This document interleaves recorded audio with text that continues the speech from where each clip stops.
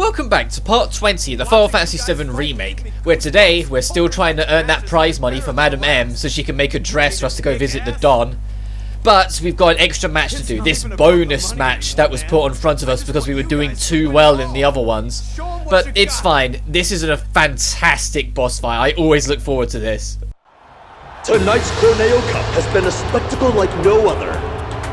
And we shared your disappointment, ladies and gentlemen, when we told you that it was coming to an end. But nobody felt it more keenly than one Don Corneo, who has decided that a bonus match is in order!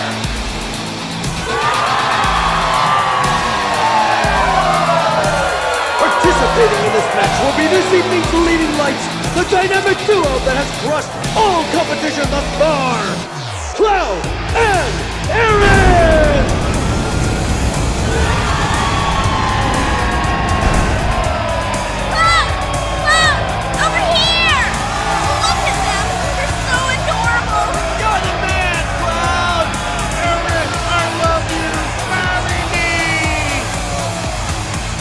Opponent, buried in the bowels of the Coliseum. An unspeakable horror, long in prison, set free tonight for your entertainment! The secret star of Don Corneo's stellar stable! Enter the Hell House!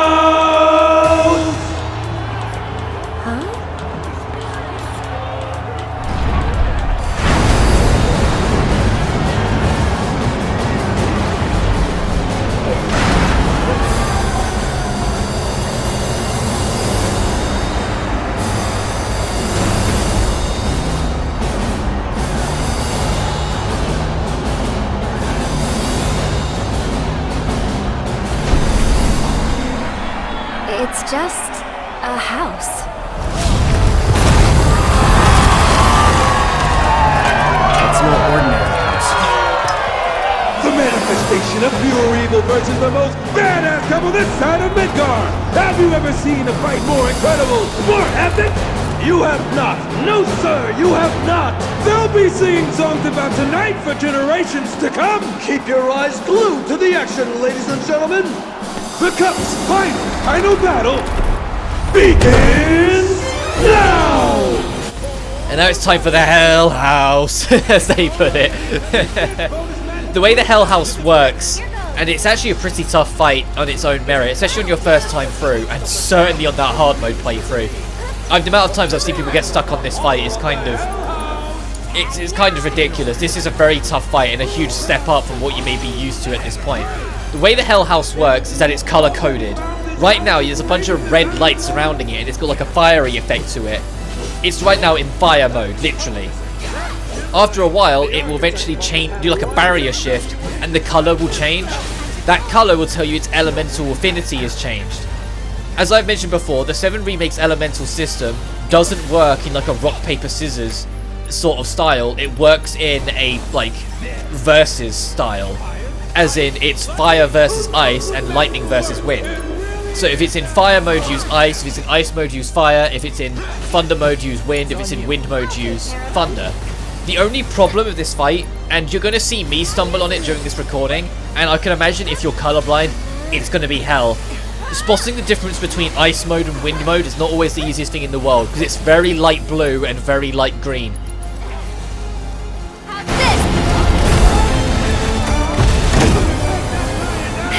Wait. It's almost disappointing. No, not yet.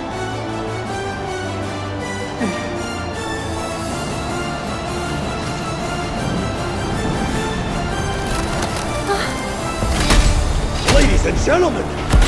What is happening? What the? Look out! Now the real fight begins. The Hell House is now moving significantly quicker, can drag itself around, has a big AoEs on a lot of its attacks, and its defense, as you can see, goes through the goddamn roof. Additionally, there's going to be parts in the fight where there's no light on it whatsoever. When it's like this, it has no elemental affinity, so it isn't weak to any element, but equally it's not spewing any elements back at you. So you can use that to your full advantage to get as much damage in as possible, without threat of magic being bounced back at you, which is what I'm going for here. And you see, I'm really fucking pushing for that Infinity's End while it's still staggered. I'm like, no, I need to get it in before that stagger runs out. Ugh! I mean, it's enough to end phase 2 almost instantly. But now we enter phase 3, which is the God House mode, where it will have the elemental affinity, but it will have this impenetrable shield that makes it immune. Well, I say it's not immune, it will take minuscule damage, but highly resistant to all forms of damage, and it will make physical attacks bounce right off it, making it a nightmare to deal with because you need to break that shield one way or another. The way you expect it to deal with this is already showing itself to us once more as I summon Ifrit. It's the color coding, it's paying attention to what light it's on and hitting it with the appropriate elements to get maximum damage. Doing so will eventually shatter the shield. However, don't panic if you don't break the shield yourself. It will take itself off during certain attacks, case in point. Anytime it wants to hit you with like an AoE or something like that, or it wants to use its like basically grab attack where it tries to suck you into the house and damage you from within, it will deactivate its barrier to allow you in to fight back. So you're not completely out of it. If you can hit it with its elemental weakness or resistance, you will put it on pressure and it will hold God mode or the God House mode off for a set amount of time. I think it's changed element again.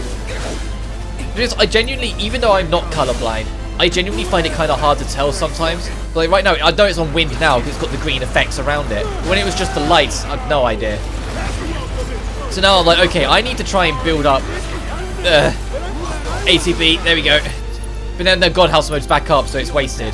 Because I think it's just changed element again. Double rocket charge is not nice as well. So that's going to come at me full belt. Air is fucked. That's going to hit her like dead on, and it's on fire mode. Alternatively, you can lock onto its hands and try and break the hands to limit some of its options. I don't really do that, but it is an option. No, I think it is in fire mode still. No, it's not. It just changed mode. Oh, thank goodness. It still wasn't perfect damage, but it helped. And phase 3 is probably like the longest phase of the fight because of the God House mode. There's a couple boss fights in the game that have a phase that's super defensive, and in every instance it takes forever. The only real merit with the being able to attack the hands is that it's a way of attacking the beast while it's got its shield up. You can attack the hands because they just barely poke out the shield. As we try to get more pressure in, is a God House primer. It's starting to prepare itself yet again, so I need to try and get as much damage in as possible. So I'm like, no, hit it with everything. Do not let it get up. Let's make sure we can make it. And I think I just barely don't manage to. Yeah, look, the pressure gauge is so close. I just barely didn't manage to. But Cloud's now out of MP, so we can't have him do thunder spam. So we need to find another means of getting him down there and hoping he uses elements that Aerith can work with. Prey and Chakra are gonna be your best friend in this fight in hard mode. But the main thing that makes this fight a nightmare in hard mode isn't actually the boss itself, at least not to me. It's the fact that it can summon enemies as well, and it will summon Tonberries. And Tonberries, if you don't know, is one of the most dangerous enemies in the franchise. Because they're not usually the most defensive, and they're certainly not the quickest. They usually walk instead of chasing after you, like a very slow walk, and they're tiny, like 2-foot tall creatures. But they've got a knife, and that knife has instant death tied to it. So being evasive and trying to deal with those things, and if you start using magic attacks, they will cast Death the spell on you to just be even more of a menace. They are a huge threat, and the main reason why the Hell House becomes so difficult in hard mode. Your priority should be those Tonberries in the hard mode fight. And I just want to point out, it uses an attack called Heaven's Ward. And the stupidest fucking grin on my face when I saw that. I was like, please use a Stormblood and a like Shadowbringer skill or something. Because Endwalker was announced before then, so I wasn't about to ask it to use an Endwalker skill. But you know what I mean? Like, the fact that it has a skill called Heaven's Ward I thought that was a nice nod.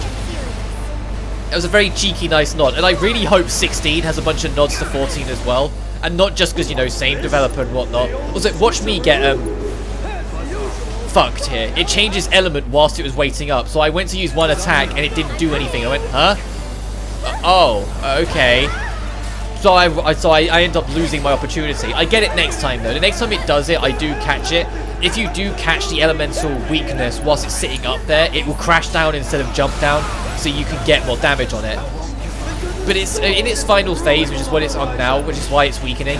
It's going to start like spewing off a lot of little things around the arena to act as constant chip damage, whilst also, you know, having to worry about everything else that it was doing, kind of making it a final push of the fight of it's everything you're used to plus extras now.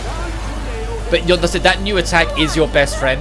When it actually jumps up and starts like flying around the ceiling and then holds its position for a second, the fact that if you get used to it, you can position and time your strategy around it to make sure it always crashes into the ground pressured. Like, that is a savior of this fight. Additionally, I mentioned in a previous video, and we're getting to the point where it's about to matter, that one of the battle intel quests we need to do is to use the limit break refocus instead of our actual limit break and do it twice. But I said when I get it, despite the fact I equip it, the very first instance it pops up, I don't do it because it would have ruined a really satisfying moment in the fight. This is the fight I was talking about. Like, Cloud sitting on his limit break, I could refocus at any time. But I was like, nah, I'm gonna wait because we're nearest to the end of this fight and I want to see if I can get a cinematic finish. And thankfully I kind of do. I leave the cross slash until it matters and then get it in. And also, this is going to be the last time you're going to see Cloud's cross slash. Because also in this video, we're going to be getting the level 2 limit break for Cloud, which works a little bit different than how it did in the original. In the original, it was usually using the limit break so many times or hitting it properly so many times. Like, it might be, if there's an elemental one, making it hit an enemy that is weak to that element, or if it's a combo based one, making sure all the hits in the combo land. If you did it enough times, your limit break would level up and you'd gain access to new ones. This would carry on till level 3, and you'd have 2 limit breaks per level. The only exception being level 4, because you usually had to do some kind of major side quest to get there level 4. Which, as a full disclosure, I've never got Aerith's level 4 in the original 7. I've never bothered. I always get everyone else's. I've never once got Aerith's. It's why I haven't platinumed the original 7 on PS4. It's like one of the only trophies I'm missing. But now we've got this thing crashing down on the ground. It's nearly dead. The pressure's in. Let's go limit break. You're out of luck.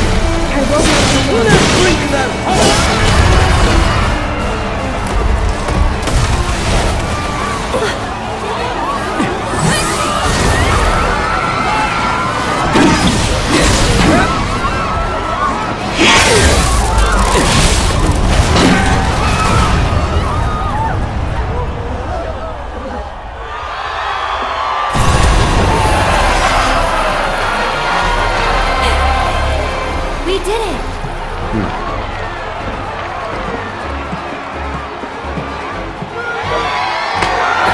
And the winners and champions, Cloud and Aerith! Yes! What a finish! Can you believe it? He's amazing! That boy. Awfully rare you showing an interest in someone. What will you do?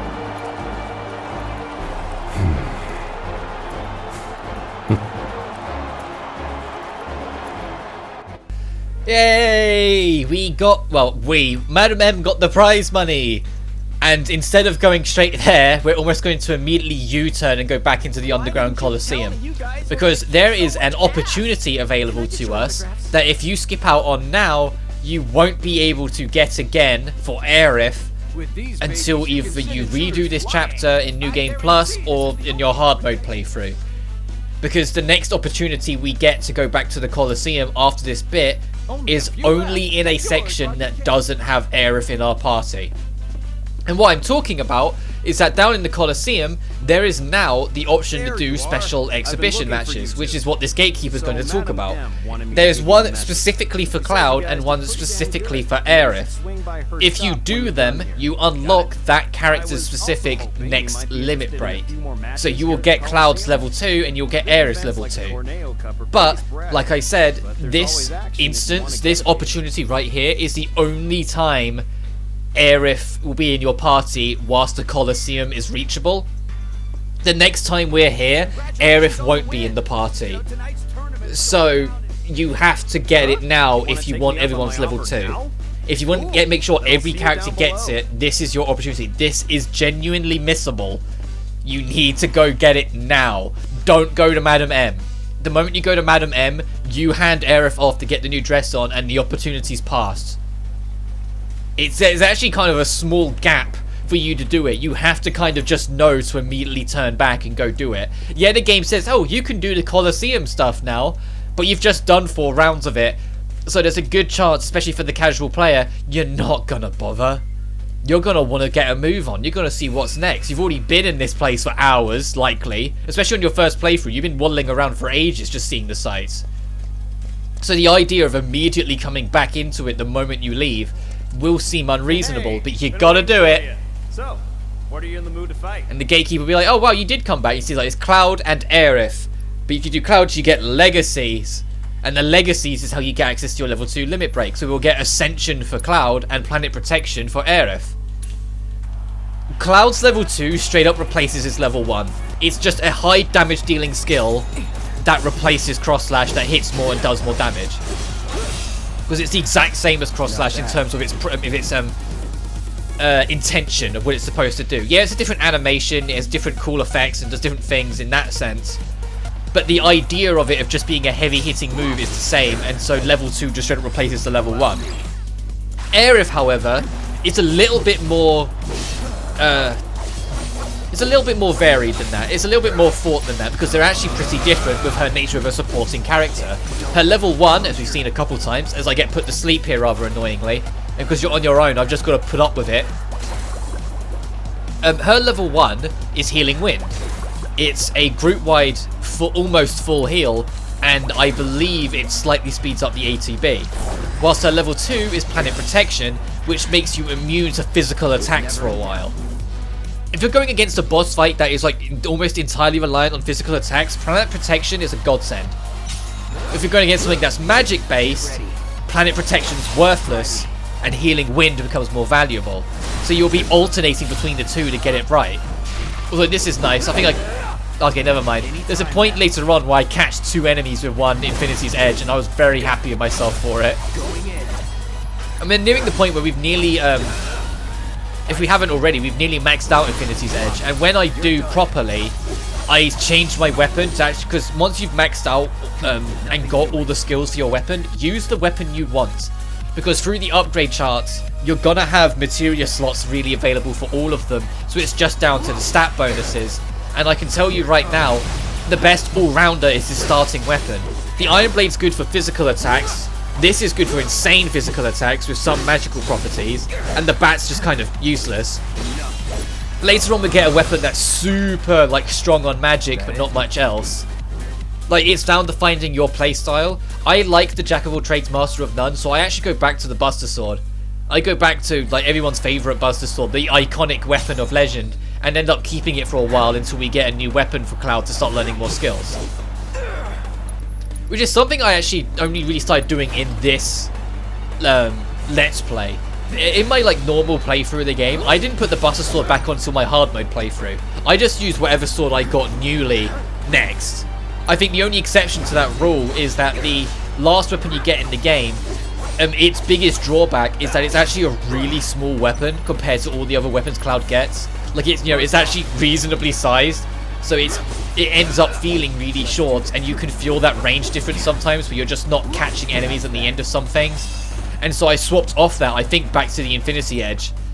But when I went into hard mode, when upgrade points become more valuable, the Buster Sword should be your go-to anyway for most, if not the entire hard mode run. But by doing that, we've got the level 2. We've got Ascension. And you can see in that window there, Ascension's kind of wild. There it goes. Ascension's kind of badass. But it's also an opportunity to do the same for Aerith. The Aerith fight is the identical fights. It's the exact same 5 rounds with the exact same music. It's just with Aerith instead. So I'm not going to showcase all of this. I showcase enough footage to kind of prove my point of that it's literally the exact same fight. And then I cut until the other side of it, because there is one more thing we can do. as we get Planet Protection. There is one more where it's a tag team where the two of them fight together and you get, and I believe it's an accessory for the trouble. And I eventually decided, even though it's not as significant, whilst I'm here, I might as well do it. So I go over it and get the Clarity Pendant. Additionally, it costs to get access to this. Not much, you see that 200 gil. You've been doing all the side quests, you have more than enough. But that is still something to be wary of. If you're struggling with one of them and doing it several times, or you fear you're going to be struggling with it, lay a save down, then give it a go. So then if you burn through a bunch of attempts and burn through a lot of money, you can just load the save and get it back. You might sound like save scumming, but you know, money's important in video games. You got to be wary of that. And we get more of the iconic poses as well for winning fights, so what's not to love? I haven't actually equipped the level 2 limit breaks on either of them just yet. Just because I know I wasn't going to be using it in this fight, so it didn't matter. I was in the mindset of, if I somehow get a limit break, well, I can just chuck it on refocus, because now's not a good time to really showcase Ascension. I'd want to showcase it on a big fight to make it dramatic, not something in a Coliseum, you know? But whilst we're going through this, I want to take the quick opportunity to let you guys know that it's been the same kind of motto for the past couple updates with it, but tomorrow is the next major Genshin Impact update. I believe it's 2.3. Something that I've been doing since 2.0 is, you know, making sure I actually have the whole day to just play that and not worry about anything else. And so there won't be an upload tomorrow as of the upload. So like, I'm recording this the day before, so tomorrow the update comes out, but tomorrow will be today for you guys when this is actually uploaded. Like, I'm recording this on Tuesday, it'll be up on Wednesday. Wednesday is the day the update drops. I'm going to spend the whole day just playing Genshin, so there won't be an FF7 part on Thursday. I kind of do the maths myself there a little bit, because I want to just enjoy 2.3. It's the same way I do with every update with Genshin. I did it with 2.2, 2.1. 2.1, I can't remember if I did like double upload to try and make up for it or something, but I know I skipped a day during that because I was doing Neptunia. And 2.0 and 2.2 both happened to land while I was on break between projects anyway, so it worked out. But still, I'm just kind of letting it be known I will be taking tomorrow off and coming back to do the extra one on Friday, which works out because Wall Market, I nearly said Wall Street. Wall Market's been 4 videos anyway, so only doing 4 videos this week and all of it being Wall Market, it's literally week of Wall Market. And then we'll be carrying on, and to be fair, I need to record more because this play session ends about halfway through the next chapter when I start putting things together, so I need to actually record more because I'm going to start running out of footage soon. But I'll probably do that over the weekend.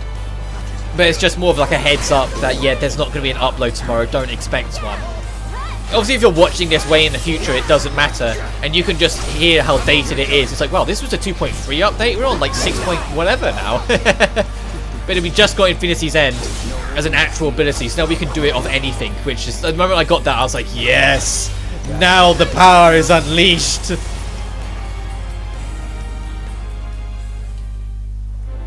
But we're also actually getting close, speaking of new weapons, for Aerith's new weapon. I've been talking about before that the quest lines are coming up, where when we send Aerith off, we're going to do quest lines. Because when we send Aerith to get off her costume, we basically have to kill time around Wall Street whilst the costume is sorted and she changes. And so you get given a quest line, and it's one of 2 depending on how you've been for up until that point. Regardless of which one you do, if you push through it all the way to the very end and do the extra one at the end, you will get a new weapon for Aerith. And you can see, I go back to the Buster Sword because it's got an extra material slot anyway. Because you see, like, everything else is just not as good. Like the iron, like, see, I mess around with it a little bit because the Iron Blade's got something kind of nice, but I'm eventually like, the Buster Sword becomes the way forward. We also picked up the Clarity Pendant. This is great if you've got refocus on someone. It speeds up ATB recovery whilst in refocus. So yeah, you know, that's really helpful. But now I equip Ascension and Planet's Protection for now. So the planet's protection is a huge for now, because it very much depends on what fight we're in, depending if that affects which one is the most useful. But for the sake of showing it off, the next limit break that she gets, I will use planet protection. But Cloud's Ascension is really nice, and it gets me excited about what the limit breaks in the future parts are going to be like. Also, when you leave, you get cheered on by everyone, which is just a nice little touch they didn't really need to do, that there's like people around that will talk to you and celebrate for you. Also, I just didn't notice it until I just saw this recording. A moment ago, there was a dude in like a red suit with like a stash and whatnot. That was Johnny's father. He's around here.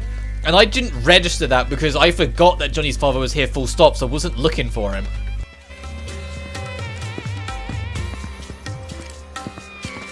You're here. Good. I have everything I need to get started. Just one thing before we do. You're the Cloud, right? Cloud the Merc. I'm told you did a wonderful job helping the people of Sector 5. You have a very impressive work ethic. It's like they say, good things come to those who work. What goes around comes around, and in ways that might surprise you. I'm gonna put Aerith in the most gorgeous dress you've ever seen. It'll be a real jaw-dropper. Alright, now that that's out of the way, once you change, you won't be able to leave town. Are you sure you're ready? Alright then, let's get started. Beauty takes a lot of work and preparation. Far more than you'd know. In the meantime, let me think. You look like you haven't experienced the best of what this town has to offer. That really won't do. Not interested. Then maybe you can show the town what you have to offer instead. Which is to say, why don't you try putting those finely honed mercenary skills of yours to good use here in Wall Market? I have a few little requests that you might be able to help out with. I gave that hand extra special treatment. Now get out there and show me what you can do with it. And that's enough of that. Aerith, come with me. Oh boy, I can't wait to see the dress. The dress is part of it, sure.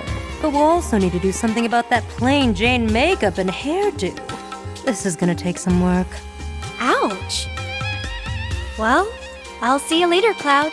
Peek, and I'll poke out your eyes. What Madam M was talking about there is directly confirming for you that what you did in Chapter 8 affects what costume you get here.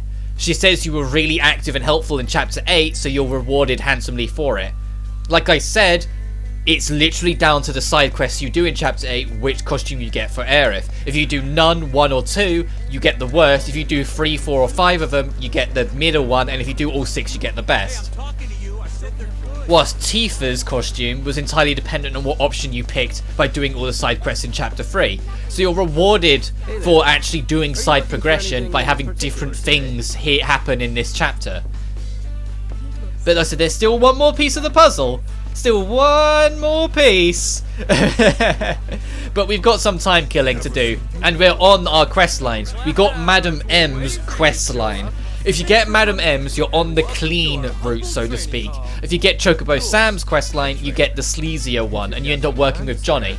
The sleazier one is funnier, but it results in you getting a worse costume as a result.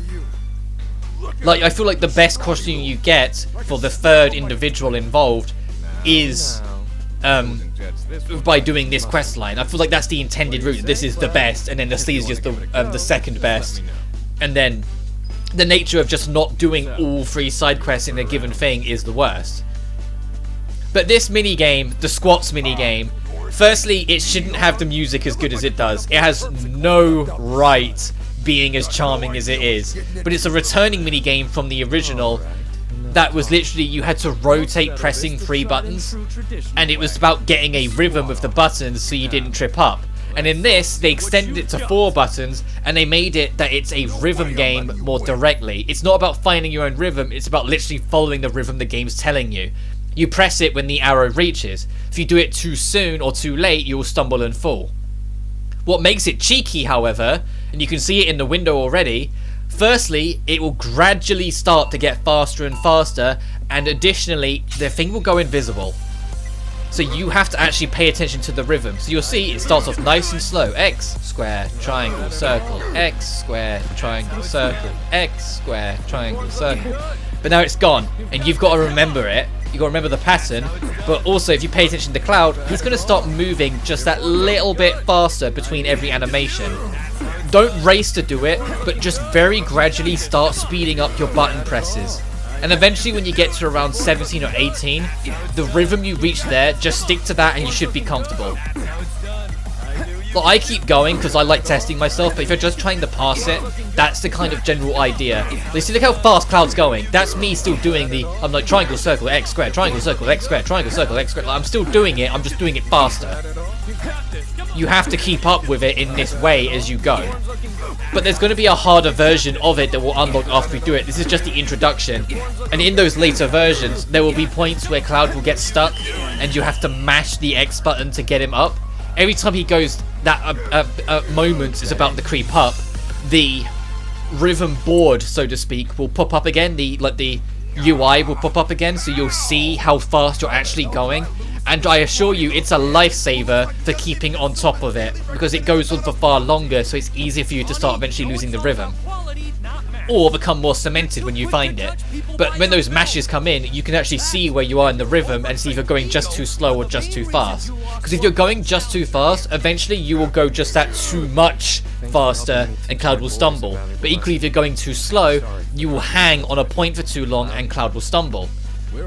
If you ever stumble and fall over, it doesn't matter on easy and normal, but on hard mode it will cost you the match. Because once you do, it not only do you have to worry about Cloud waiting to get back up and reposition himself before you go again, it'll also be back from the slowest speed and you have to build back up to it, making it a nightmare. And there's an alternate variant of this minigame, and I'm dreading when we get to it, because I will be doing it and I will do it on hard, but I am dreading it because it's actually pretty damn tough and kind of demanding.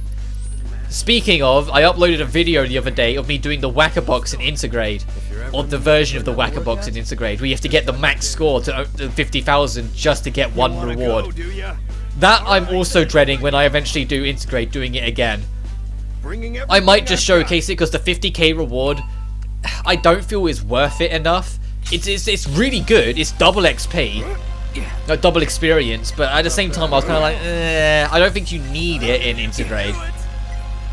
But this is the intermediate run, and you're going to see that there's a point there where you get stuck on the X, so you have to mash it. It's always the X button, so don't stress about it randomly being triangle or something. But just every time that rhythm is about to get struggled, it will come up again, the UI will come up again, so you can actually see where you are in the rhythm. So it actually becomes more of a blessing than a curse. I genuinely find the intermediate easier than the easy because it comes back up so you can see where you are. It's only hard mode that ends up topping the others. Because on easy, the thing vanishes and you just have to rely on your own personal rhythm for the rest of the thing. But you see, now he's fallen over, we've won this, we've got it easy.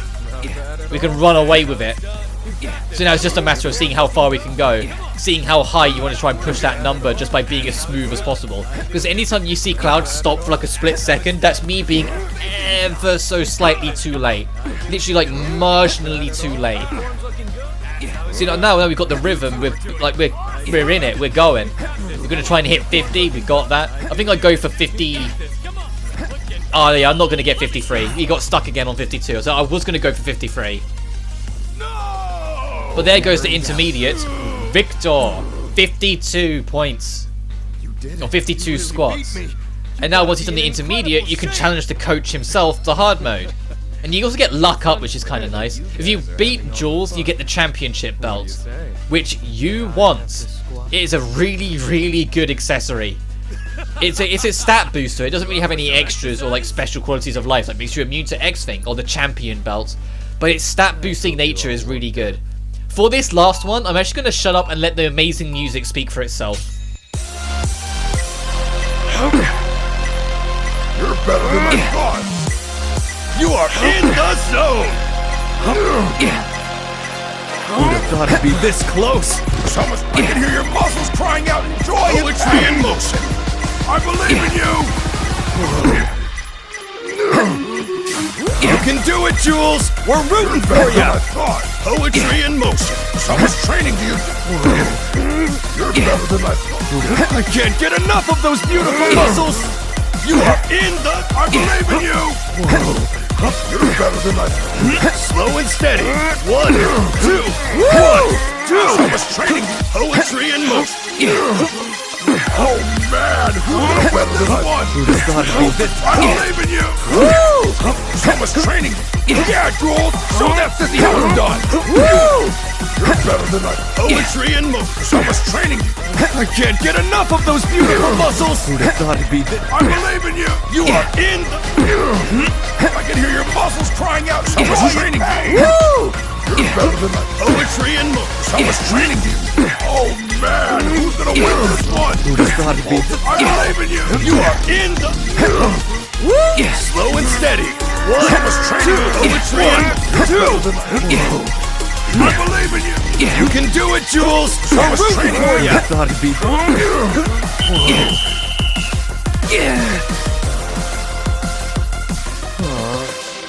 Nothing to it.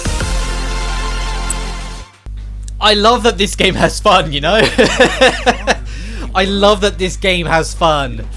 Like, I know that might sound stupid to say, but I mean that. There's so many games that try, when they're trying to be serious or trying to be grounded and all that shit, forget to just enjoy themselves. And this game doesn't.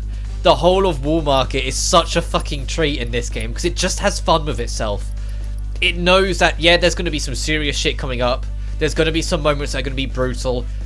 But it doesn't mean it's all got to be brutal. It doesn't mean it's all got to be ripping your head off. It can have just... It can take a moment and take a chapter, you know, the longest chapter in the game, to just kick back and have a laugh. And that's what it does with some of the mini games and little things you can do. And we're not even close to being done with what I'm talking about. There's a lot of other really goofy shit around. As we have another side quest over here to do. This is the last mandatory side quest. You only have to do 2 of them and then return to Madam M. The third one is optional. Oh, hello again. Have stolen a shipment of donations bound for the Leaf House. The fiends. And this one's a nice continuation if you've done all the side quests in the last chapter, that you get to see a continuation of this. You get to see where it goes from here. After talking about the angel guardian of the slums. I mean, it's clearly not the angel here. But it's like, well, they must have meant this. And it's like, oh, come on, garden angle. I guarantee this is We need to go clear the angel's name, because some hooligan has clearly just stole shit and wanted to blame it on the angel, thinking they could get away with it easily then. So let's help her out. Let's actually get them back. And the fact it says 3 hooligans, it's like, I wonder if it's a certain triple triad of hooligans that we have seen regularly in this chapter. And that they're hiding back in their den. She would never, ever do anything to harm the less fortunate. This is another side character that I actually have a lot of time for. She doesn't get too much screen timing, but Mirielle, or Mirielle, I think it's Mirielle. She's a really enjoyable older lady. I think she's just a really fun character to hang around with. Not Madam M good. I still think Madam M's like one of the best side characters in this game. But Mirielle's really nice. But if you come out here, yeah, of course it's these 3 bozos again. It's Beck, Burke, and what's his face? Butch. There we go. And it's like, he goes, no, we don't need to, because we've got an extra this time. You are doing this fight alone, because obviously like air-ifs with Madam M, which makes it a teeny tiny bit more difficult, because it's on your own. If you get stunned, well, that is what it is. But it's also yet another fight where these guys are going to stand their ground, so they won't run away if they rob you. So you're going to get your stuff back regardless. Once again, making the whole notion of these hooligans have thievery access to them feel kind of pointless. What are we doing? Shut up! Also, I hope you're not hearing, like, me swallow water too much going through this. Like the other week, I was struggling with a sore throat. This week, I've caught a cold. It's just a basic cold. It's not stopping me from anything. It's just, I'm all clogged up. I think it's the only way to put it. Like, I'm struggling a little bit in that regard. And so it's resulting me in having to like, kind of drink water to keep myself going a little bit more. And it's just an unfortunate thing that I've just gone from one thing to the other. That was unfortunate that the triple slash auto locked onto that guy, so I went straight into the electric. So now I'm stunned for half an eternity, and I don't have anyone else to take the heat off. And this guy takes absolutely forever to do an attack that will knock me out of it, because all of them have an attack that knock you out of it, which is what I want. Because even if it does higher damage, it means I can start fighting back again. But the bigger bandit knocked me into the other electric, so I got double stunned, so it was even more frustrating. Here we go. But once the big guy's down, the fight's kind of over, and he's not difficult to deal with. Oh, he's already stunned and pretty much done with. You just gotta be worried that the other's gonna be trying to intrude as you go, which is why I keep on doing triple slashes, because then it's the group control. So I think it's just him already. Even though I prioritize him, the triple slash just ended up taking the others out. Yeah, look, that's it. They're done. So now let's drag their dumbasses back over to the guy that was accusing the angel of being the thief, to show him that no, these guys are the ones that are doing it. Oh man, you're real stupid. And Butch is exceptionally thick. All of them are. like there's idiots, and then there's them. And there's even Muriel's like, come on, do you really think someone so loved by the people of the slums would then be these three? He goes, no, I recognize these idiots, never mind. Oh well. But we cleared the angel's name, and that's what matters. I'll consider us square. Once you've taught these boys a lesson. I think they need more than just Earth lesson. And besides, this is Wall Market. How much are they actually going to really care about making sure they're all nice and proper? It's like 3 children determined to have the last say, aren't they? Look, you lummox. Oh dear. What about the donations? Do you need help taking them? And Cloud, being the good guy, is like, hey, do you want them taken back to the orphanage? I mean, it's like, nah, I can do it, don't worry. I know these streets like the back of my hand. Better even. And I like that. I like that you're still seeing like glimmers of Cloud's progression from the last chapter of him showing more humanity, offering to take the donations back to the orphanage. And it's like, no, don't worry, Cloud. It's nice of you to offer, but we'll be fine. And I like that bit there, where it's like, how the angel's like stolen from the Don. The guardian angel of the slums. And there's a note left for you by the angel. Downtrodden? Muriel's the angel. Like, and you go, oh, Muriel's the angel. Like, you kind of clock on in the first round of how defensive she gets to begin with. But that was just a nice touch of, like, you can get this thing, and if you read it, like, the real calling card is her thanking you for helping out and clearing their name. And it's like, Muriel's the angel of the slums. Like, she's like, that old lady is stealing from the rich. Like, she's literally the Robin Hood of the Final Fantasy universe. And she's some old lady. How's she doing it? But right now, despite the fact we've only done 2 side quests, the game's going to try and encourage you to go back to Madam M now.